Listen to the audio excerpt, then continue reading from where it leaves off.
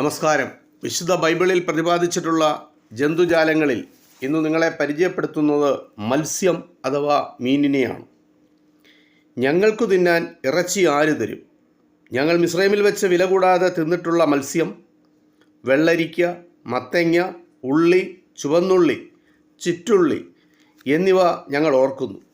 സംഖ്യാപുസ്തകത്തിലാണ് ഇത് രേഖപ്പെടുത്തിയിരിക്കുന്നത്.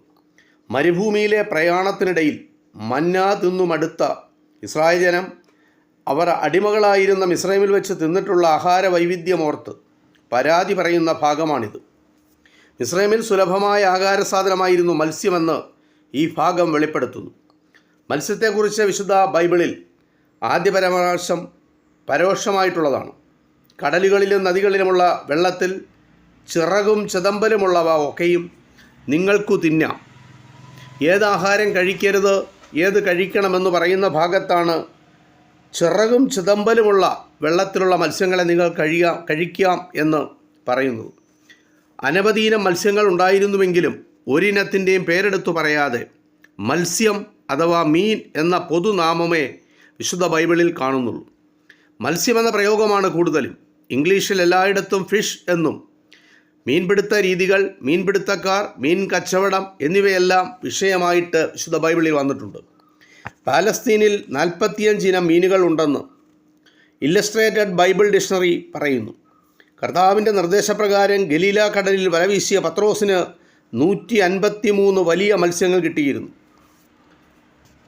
ഗലീല കടലിൽ ആകെ 153 ഇനം മത്സ്യങ്ങളാണ് ഉണ്ടായിരുന്നതെന്നും എല്ലാ ഇനങ്ങളുടെയും പ്രതിനിധികൾ ആ വലയിലുണ്ടായിരുന്നുവെന്നും ഒരു വ്യാഖ്യാനമുണ്ട്. സകല ജാതികളെ ഉൾക്കൊള്ളുവാൻ തക്ക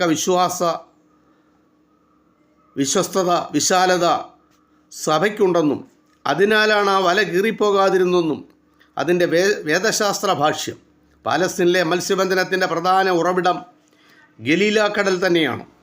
യോർദാൻ നദിയിൽ മീനുകൾ ഉണ്ടായിരുന്നുവെങ്കിലും ആ നദിയിൽ പാറക്കെട്ടുകളും ചെളിക്കുണ്ടുകളും വേഗത്തിലുള്ള ഒഴുക്കും പൊതുവെ മത്സ്യബന്ധനത്തിന് തടസ്സമായിരുന്നു. ചാവുകടലാകട്ടെ ലവണങ്ങളുടെ അതിസാന്ദ്രത മൂലം ജലജീവികൾക്ക് അത് വാസയോഗ്യമല്ലായിരുന്നു. അപ്പവും മീനും യഹൂദന്മാരുടെ പ്രധാന ആഹാരമായിരുന്നു. യേശുക്രിസ്തു 5 അപ്പവും 2 മീനും കൊണ്ട് 5000-ൽ പരം ജനത്തെയും 7 അപ്പവും ഏതാനും ചെറുമീനുകൾ കൊണ്ട് 4000-ലേറെ പേരെയും പരിപോഷിപ്പിച്ച സംഭവം പുതിയ നിയമത്തിൽ നമ്മൾ വായിച്ചിട്ടുണ്ട്. അത് പ്രസിദ്ധവുമാണ്. രാത്രി മുഴുവൻ അധ്വാനിച്ചു തളർന്ന ശിഷ്യന്മാർക്ക് പുലർച്ചെയായപ്പോൾ യേശു കനലിൽ വെച്ച മീനും അപ്പവും ആഹാരമായി നൽകി. കർത്താവിൻ്റെ ശിഷ്യന്മാരെ